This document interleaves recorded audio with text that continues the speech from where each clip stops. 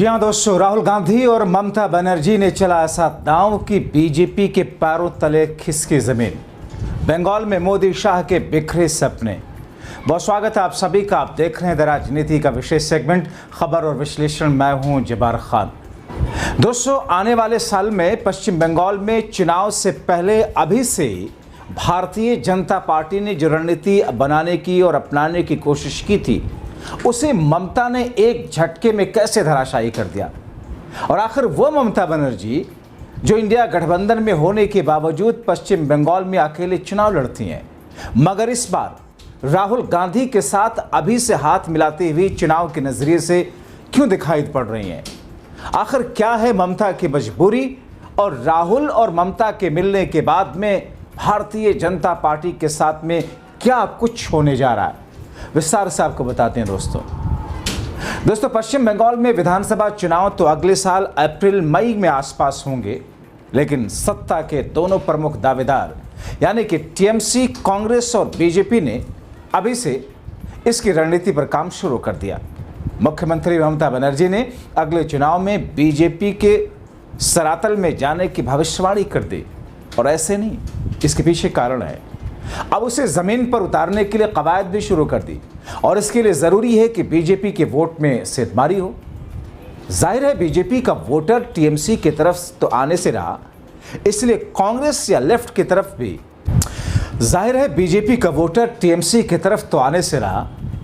कांग्रेस या लेफ्ट की तरफ भी अगर बीजेपी का वोट जाता है तो ये टीएमसी के लिए एक सुखद एहसास और बड़ी बात होगी।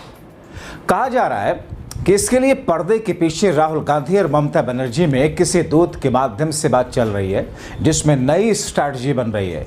सब कुछ आपको बताएंगे दोस्तों, मगर उससे पहले आप समीकरण जरा समझ लीजिए। दरअसल लगातार 15 वर्षों से ममता बनर्जी बंगाल के मुख्यमंत्री हैं, और इस चुनाव से पहले जो कि 2026 में होना है, बीजेपी ममता बनर्जी के खिलाफ में प्रदेश में एक नई तरह की स्थिति पैदा करने की कोशिश कर रही है। वो स्थिति जो बीते 3-4 चुनाव में नहीं बना पाई थी, उसकी तरफ बीजेपी लगी है। जाहिर है बीजेपी के पास में आईटी सेल है, बड़ा प्रचार तंत्र है, प्रोपेगेंडा की टीमें हैं, और वो भी मेन स्ट्रीम मीडिया के साथ। विधानसभा के पिछले अधिवेशन के दौरान आपने देखा कि कैसे बीजेपी विधायकों ने विभिन्न मुद्दों पर जम करके हंगामा किया। नैरेटिव सेट करने के लिए शिक्षक भर्ती में कथित घोटाले का नैरेटिव गढ़ने की कोशिश की। मोदी के खिलाफ राहुल वाले नैरेटिव, वोट चोर गद्दी छोड़ के तर्ज पर बीजेपी ममता के खिलाफ नैरेटिव बनाने के लिए नौकरी चोर गद्दी छोड़ जैसे नारे लगाने लगे, जिसका जवाब ममता बनर्जी ने वोट चोर गद्दी छोड़कर नारा लगा करके दिया था। इस हंगामे की वजह से विपक्ष के नेता शुभेंदु अधिकारी समेत पार्टी के 5 विधायकों को निलंबित किया गया था। बीजेपी के इसी हंगामे के बाद ममता ने सदन में कहा था कि वो चाहती हैं कि अगले साल चुनाव के बाद विपक्ष की कुर्सी पर बीजेपी के अलावा दूसरे राजनीतिक दलों के लोग भी नजर आएं, क्योंकि दोस्तों मौजूदा वक्त की स्थिति विधानसभा में बड़ी अजीब से सत्ता पक्ष है और विपक्ष है, यानी कि बीजेपी, लेफ्ट और कांग्रेस गायब। जाहिर है ममता बनर्जी का इशारा कांग्रेस और वामपंथी दलों की तरफ था। फिलहाल सदन में इन दोनों दलों का कोई विधायक नहीं है। ममता के इस बयान के बाद राज्य में तीसरे मोर्चे की अटकलें तेज हैं। दरअसल अपने पहले दोनों कार्यकाल के दौरान ममता को विपक्ष में कांग्रेस और वाम मोर्चे के विधायकों का सामना करना पड़ा था।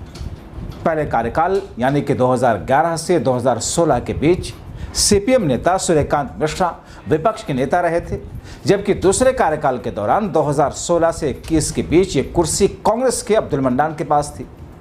लेकिन उनके रहते सत्तारूढ़ पार्टी को सदन में इतनी मुश्किलों का सामना नहीं करना पड़ता था। इसकी एक वजह यह भी थी कि इन दोनों दलों के नेता और विधायक सदन में सरकार के कामकाज का हंगामेदार विरोध नहीं करते। लेकिन 2021 के चुनाव के बाद खास तौर पर किसी दौर में ममता के दाहिने हाथ रहे शुभेंदु अधिकारी के विपक्ष के नेता बनने के बाद सदन में लगातार हंगामा होता रहा। बीजेपी विधायक लगभग हर मुद्दे पर सरकार पर आक्रामक तरीके से हमले करती रही। दोस्तों, ममता एक खास रणनीति और कारण की वजह से तीसरे मोर्चे की वकालत कर रही हैं। राजनीतिक विश्लेषकों का मानना है कि लगातार 15 साल तक सत्ता में रहने और बीजेपी के दुष्प्रचार की वजह से पार्टी को सत्ता विरोधी लहर की शंका है। प्रचार और संसाधन के लिहाज से भी वो बीजेपी से बहुत पीछे हैं। टीएमसी में ममता और कुछ हद तक अभिषेक बनर्जी के अलावा कोई स्टार प्रचारक नहीं।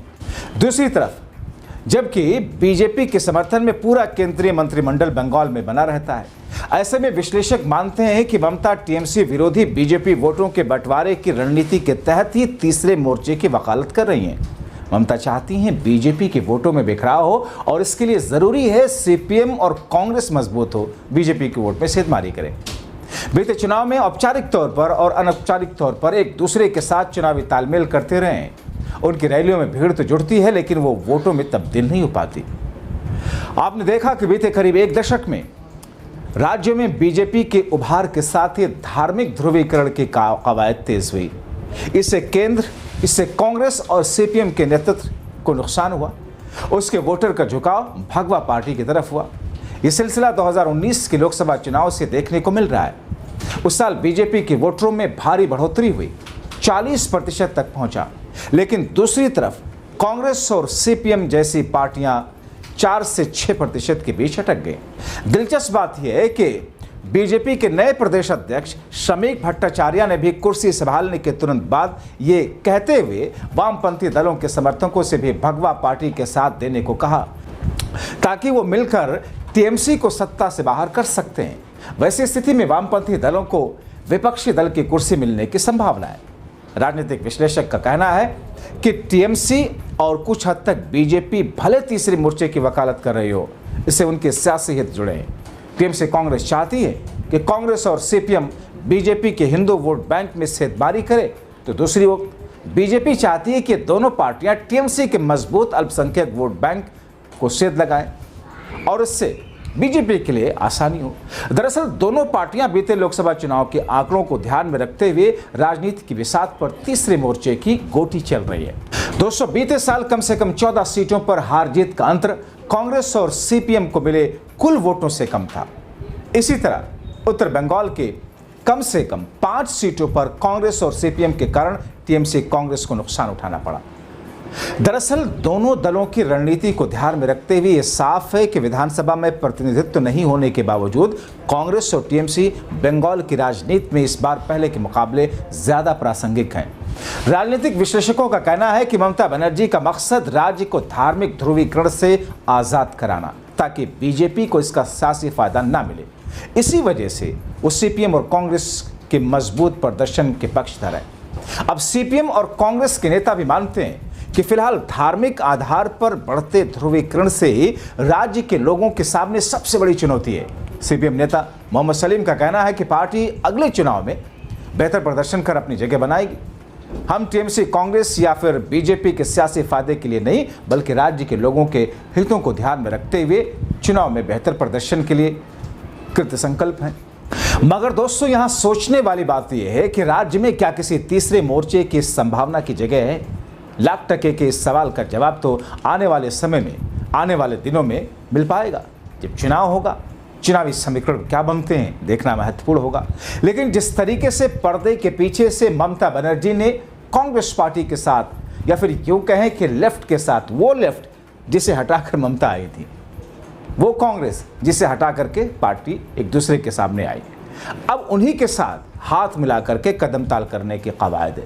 जाहिर अगर इसमें ममता कामयाब हुई तो फिर बीजेपी की सीटें, बीजेपी का वोट शेयर धरातल और रसातल पर जाएगा। आप क्या सोचते हैं? अपनी राय कमेंट बॉक्स में जरूर लिखें। अभी के लिए इतना ही, बहुत शुक्रिया।